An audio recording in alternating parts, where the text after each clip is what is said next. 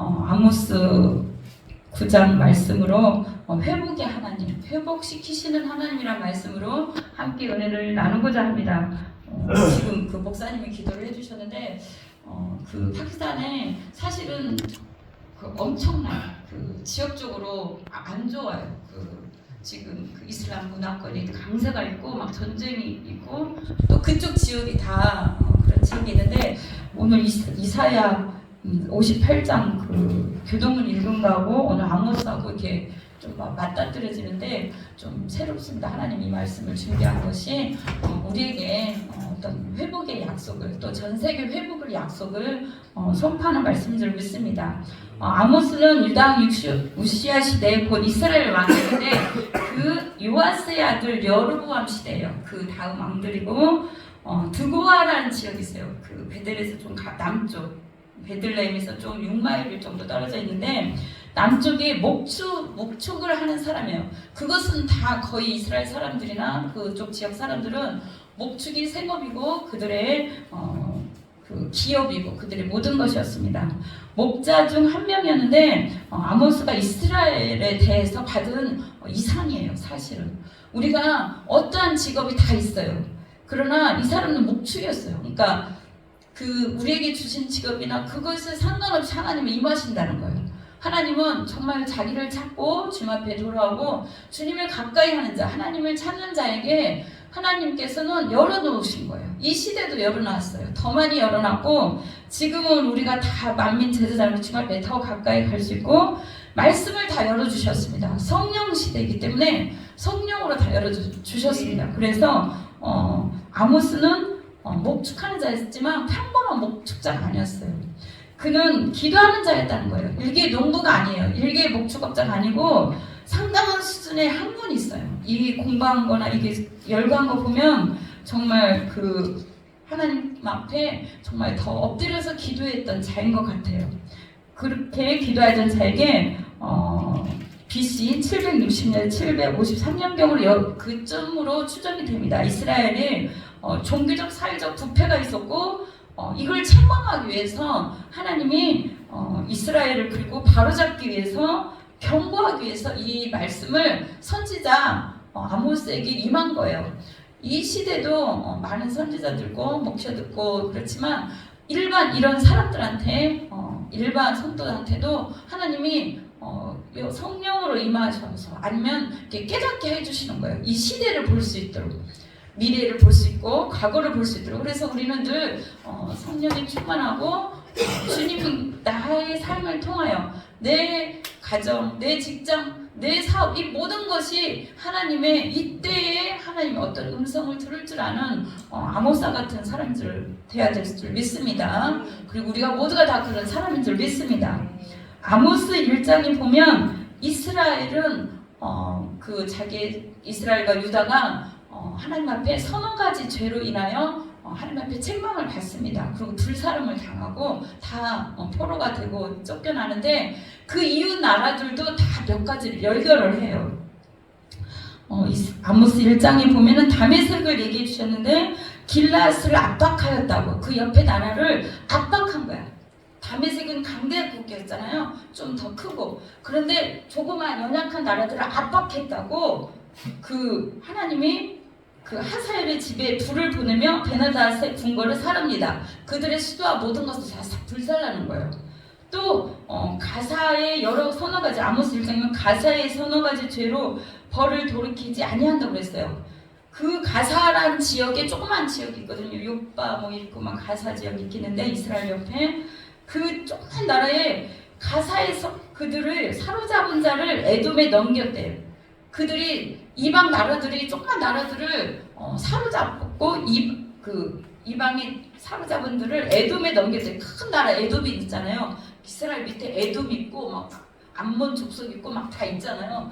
근데 그 연약한 나라들 조그만 나라를 가사란 지금 조그만데 예를 들어서 뭐 어느 경기만 저보다 더 작을 수도 있는데 큰 나라한테 막 압제하고 끌려보내고 넘겨준 거예요.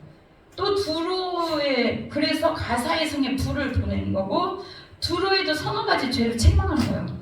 그는 형제의 계약을 기억하지 않고 사로잡은 자를 에돔에 넘겼다. 이렇게 말해요.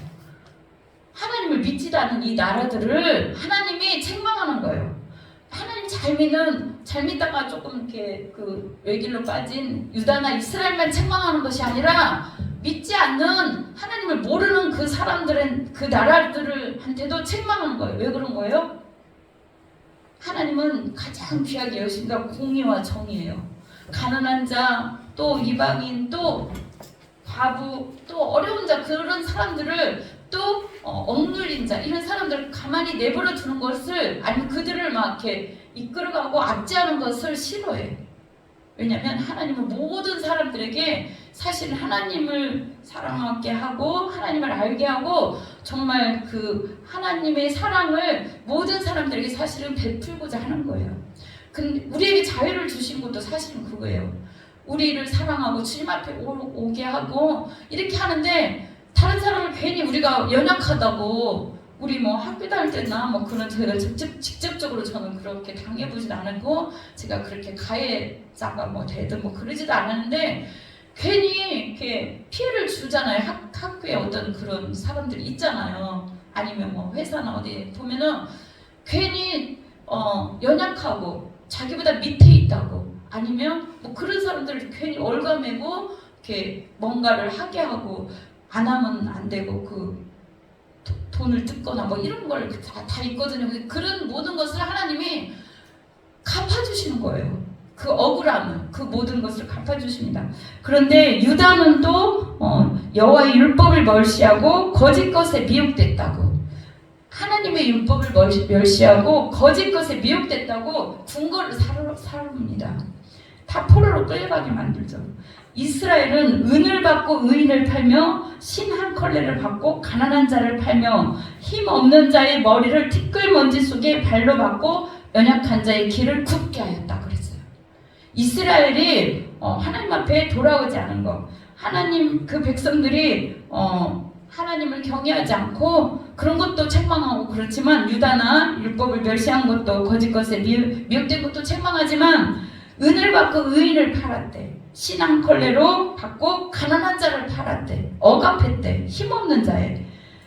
그 자기 그 높은 거나 어떤 걸 가지고 상대방이나 다른 사람을 억압하거나 뭐 한 것들이 하나님 보시기에는 연약한 자를 돌보지 않았다.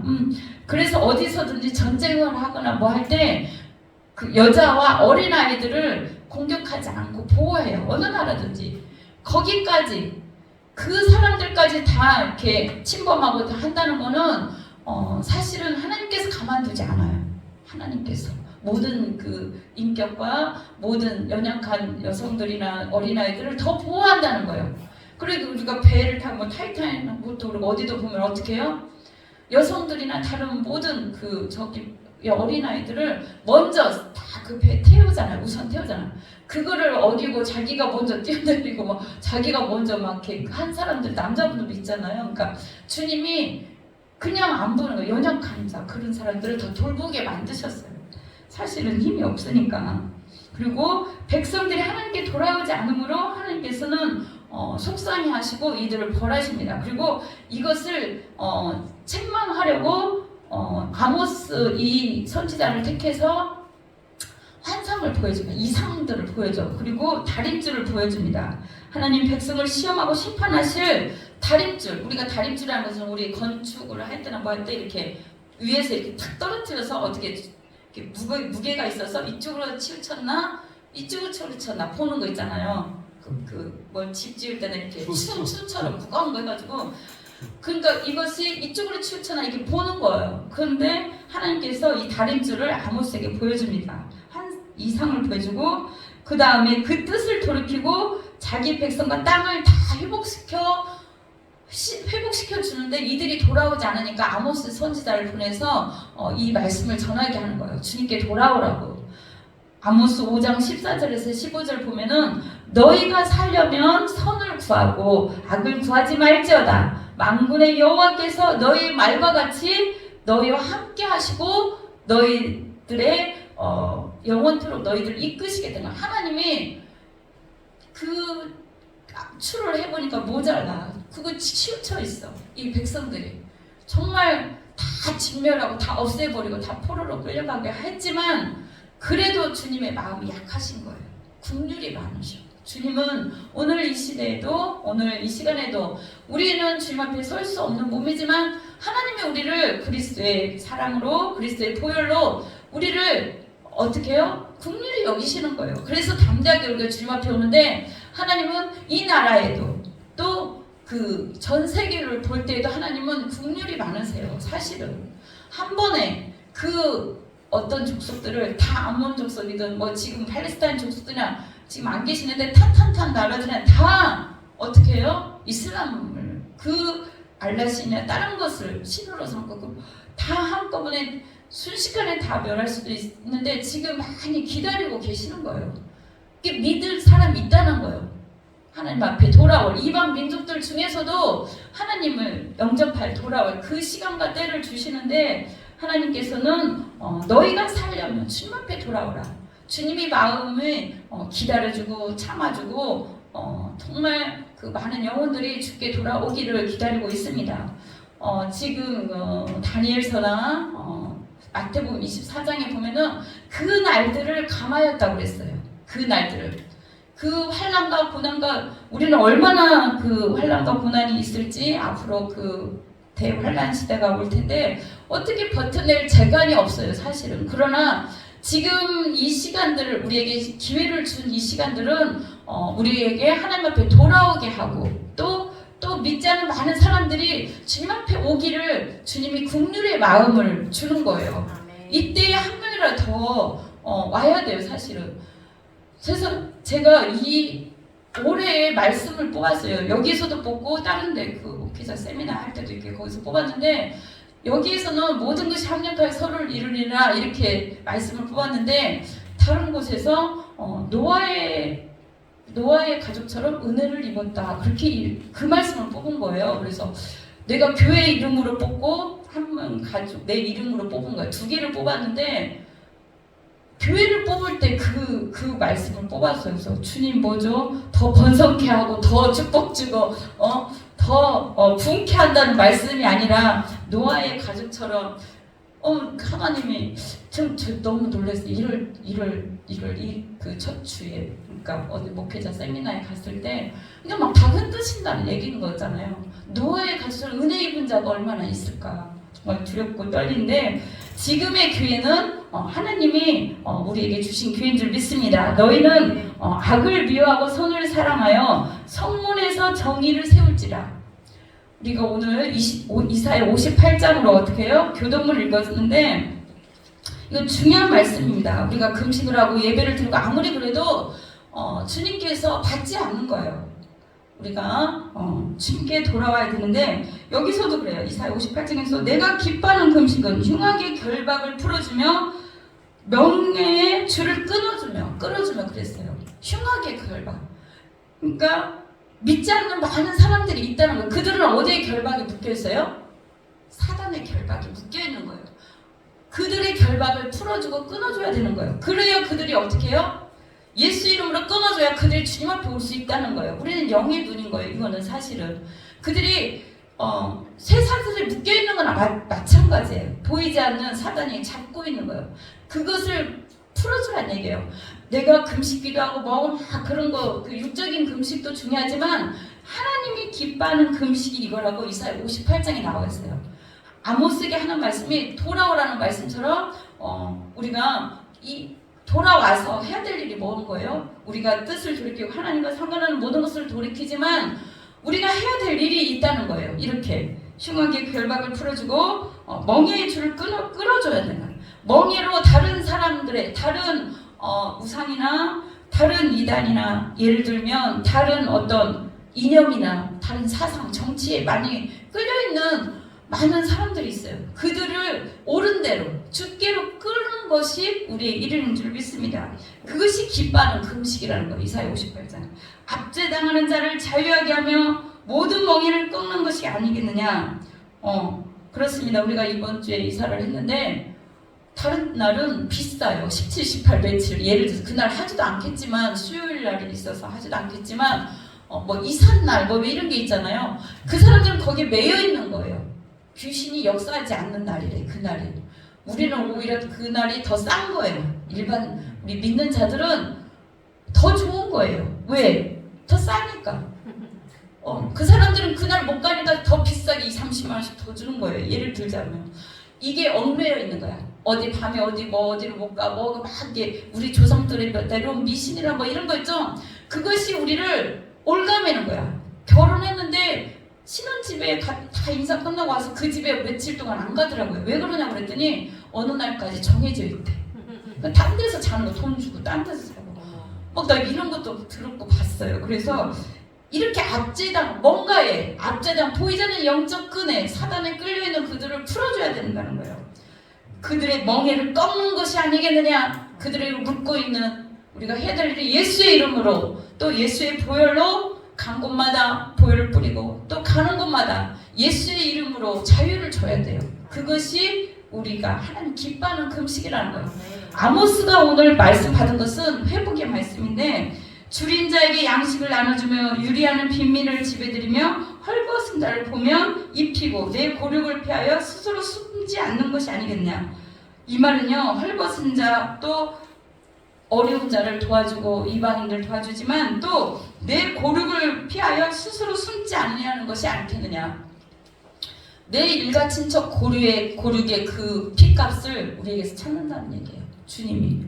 그리하면 내 빛이 새벽같이 비칠 것이며 내 치유가 급속할 것이며 내 공의가 내 앞에 행하고 여호와의 영광이 내 뒤에 호리하리니 그때에 내가 부를 때에 나 여호와가 응답하겠고 내가 부르짖을 때에는 내가 여기 있다 하리라. 우리가 주님 앞에 기도하고 부르짖고 기도합니다. 그러나 주님께서 우리가 또 뭔가를 위해서 치료와 뭔가를 위해서 또 기도하지만 주님께서 원하는 공의를 행하라는 거예요. 너가 내게 부르짖을 때 어떤 때에 응답하겠고 이러한 일을 행하였을 때 응답하겠다는 거예요. 무조건 주님 앞에 나와서 막 금식기도 하고 주님 들어주세요 막 주여 방으로 막 며칠 동안 매달린다고 해서도 들려주겠지만 그래도 주님은 이렇게 우리의 삶 가운데 그 안 믿는 사람이나 어떤 이념, 어떤 종교, 어떤 우상숭배, 어떤 미신 이런 거에 빠져있는 잘못된 데 빠져있는 자들을 그들이 고하고 그들이 과거예요. 아버지가 없고 영적 아버지가 없고 영적 어떻게 해요? 부모가 없는 거예요. 남편이 없는 거예요. 영적 하나님 아버지 예수님이 신부라고 그랬잖아. 예수님이 신부라고 그랬잖아. 우리를. 그래서 그들에게 이 복음을 전해주는 것이 이 예수님을 소개해주고 그들에게 자유를 주는 것이 우리가 해야 될 일인 거예요. 아모스가 그냥 선포했겠어요? 선포했을 때 이 모든 백성들에게 구약에 있는 이 말씀 이사야가는 뒤에 나오지만 어떻게 해요? 주님의 그 애타는 마음을 어떻게든 전하였을 거예요. 그래서 이사야 그 말씀 고륙을 피하여 숨지 않았다 그렇습니다.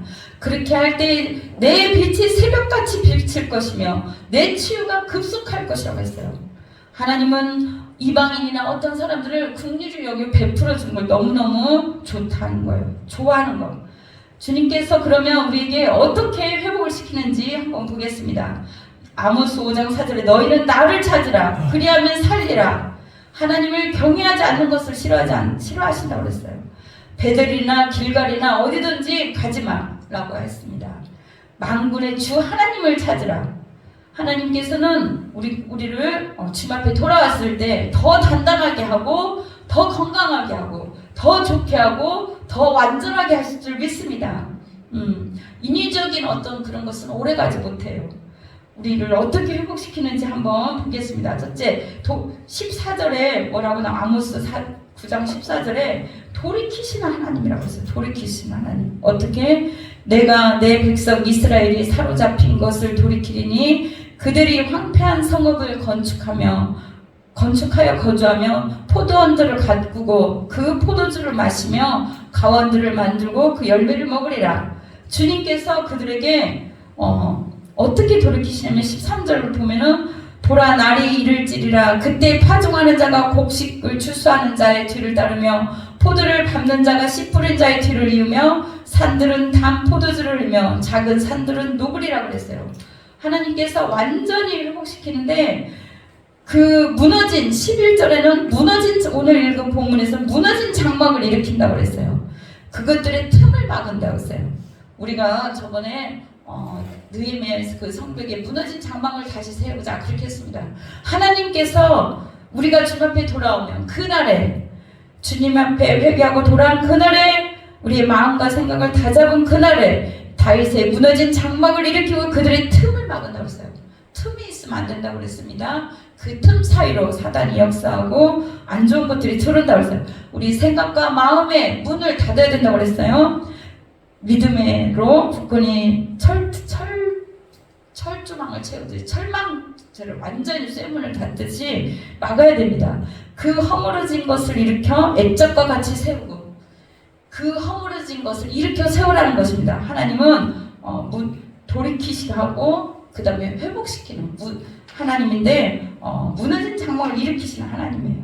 그 다음에 열매를 맺게 하시는 하나님, 풍성한 열매를 맺게 한다고 하였습니다. 황폐한 성읍을 건축하고 또 거기에 거주하게 하며 포도원들을 가꾸고 그 포도주를 마시며 과원들을 만든 그 열매를 먹으리라.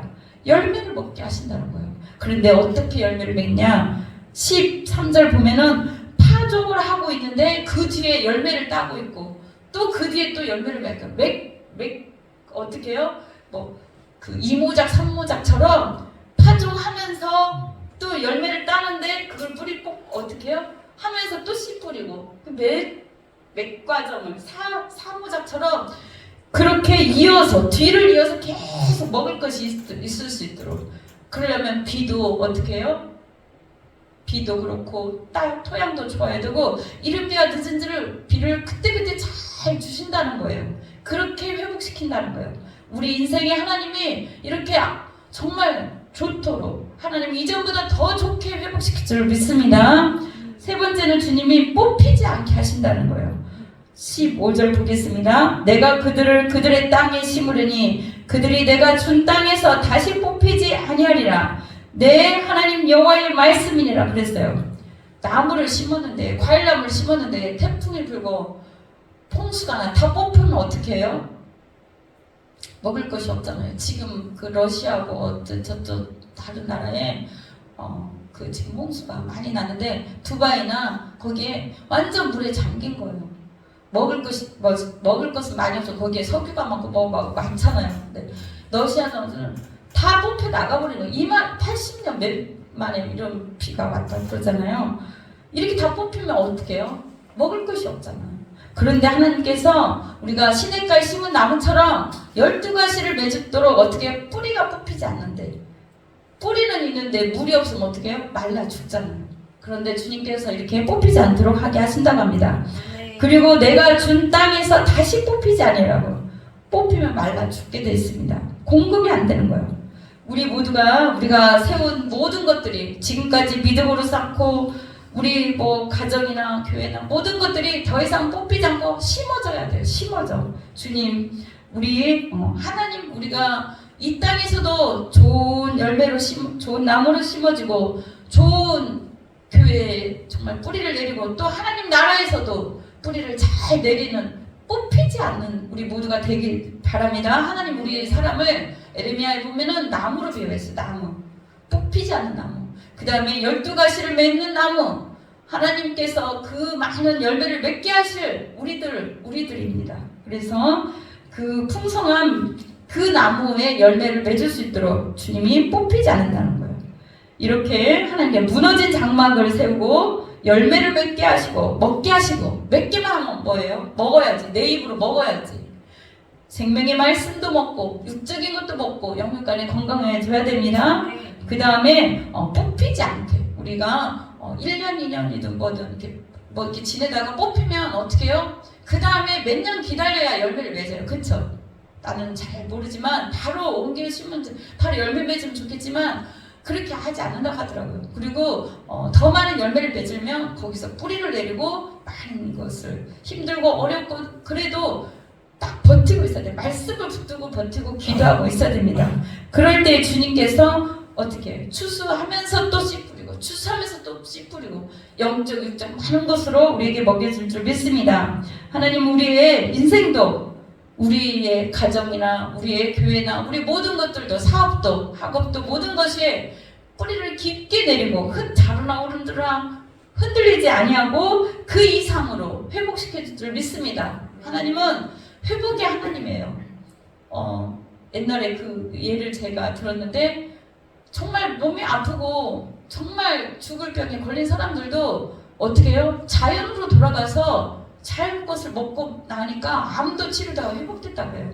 뭐 그렇게 해서 영원히 살진 않지만 그래도 급하고 힘든 것은 그러니까 세상적인 약도 뭣도 다 중요하고 좋지만 하나님은 자연 천지만물 창조하시고 우리 인간들도 다 회복의 능력, 창조의 그 하나님의 그것이 다 있는 거예요.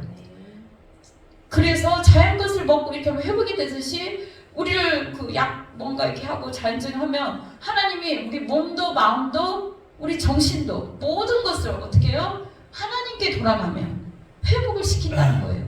치유해 주신다는 거예요. 우리가 있는 세상적인 것으로 우리가 치유되고 회복되고 완벽해질 수는 없습니다. 우리는 하나님 앞에 돌아가야 돼요. 그 예를 들면 딸이 그때 다리를 다쳐서 그 의사 선생님한테 가는데 예수님을 믿으시는 분이었나 봐. 연세도 있고 참 훌륭하신 분인데 그냥 수술하라고 하지도 않고 정말 다 점검해보고 막 여러 가지 조사하고 막 해주는데 다른 어떤 물리적인 그 어떤 물리치료나 그걸 수술하고도 하게 하지 않더라고요. 따뜻한 물에 담거라. 그리고 한 번도 물리치료 한두 번 그 이후로 물리치료가 많이 들어가잖아요. 그렇게 하지 않고 창조주께서 치유하실 것이다. 다시 원상복귀로 회복시킬 것이다. 그러면서 물리치료를 막 그렇게 막 안 시키는 거예요. 물리치료 하는 것도 힘들지만 돈도 많이 들어요. 도수치료라고 무슨 돈도 나오긴 하지만 그래도 치료받는 중에 아프잖아요. 근데 따뜻한 물에 그냥 담그라는 거예요. 그리고 시간이 지나고 약도 많이 안 먹고 사실은 치유되고 회복이 됐어요. 그렇게 하나님은 우리를 모든 것을 예전보다 더 좋게 하나님은 우리를 회복시킬 줄 믿습니다. 우리 잃어버린 거, 우리의 또 힘든 거, 우리가 또 연약하고 아픈 것들이 있으니까 또 몸도 마음도 이 모든 것은 하나님은 치유되고 회복하게 할 줄 믿습니다. 하나님은 그래서 아모스를 통해서 아모스서를 통해서 우리 모두를 회복시키고자 우리에게 이러한 말씀을 주신 줄 믿습니다. 우리 함께 기도하겠습니다. 주님, 우리를 주님 앞에 오게 하시고 주님 우리께서 날마다 예배 드리게 하시니 감사합니다. 주님께서는 다른 모든 것